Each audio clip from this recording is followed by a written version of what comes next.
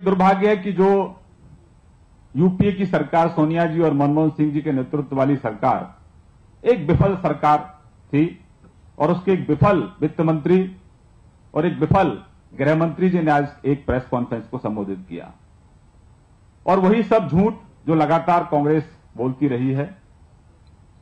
कांग्रेस की वो सरकार हर मोर्चे पर खलनायक साबित हुई और आज जो हमारी सरकार है और देश के प्रधानमंत्री नरेंद्र भाई मोदी हर मोर्चे पर एक नायक के तौर पर उभर कर आए हैं।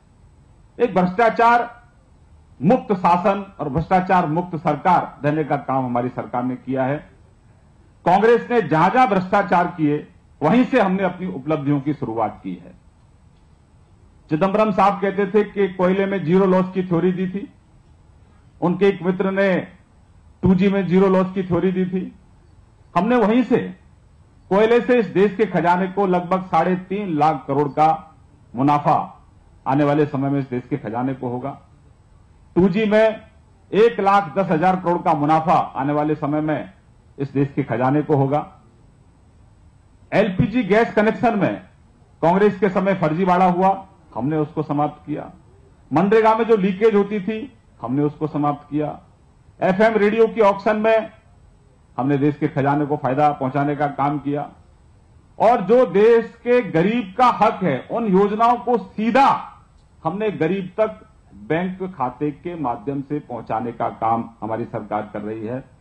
देश को लगभग 40,000 करोड़ का फायदा इस देश के खजाने को उससे हुआ। कांग्रेस बौखलाहट में है और जो कांग्रेस का करप्शन कमीशन कुशासन था उसका परिणाम यह हुआ कि कन्याकुमारी से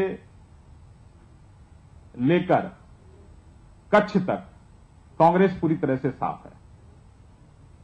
कच्छ से लेकर कामाख्या तक कांग्रेस पूरी तरह से साफ है और 2 साल में कांग्रेस का बुरा हाल।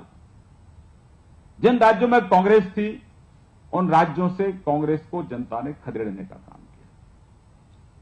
कांग्रेस की गलत नीतियां, कांग्रेस की जन विरोधी नीतियां और कांग्रेस का अहंकार, इसके कारण कांग्रेस धीरे धीरे श्रंक होती चली गई और आज एक विकास की सरकार, एक आम जन की सरकार, इस सरकार की सिर्फ प्रशंसा आज देश में नहीं हो रही है, पूरी दुनिया में सरकार के काम की प्रशंसा हो रही है।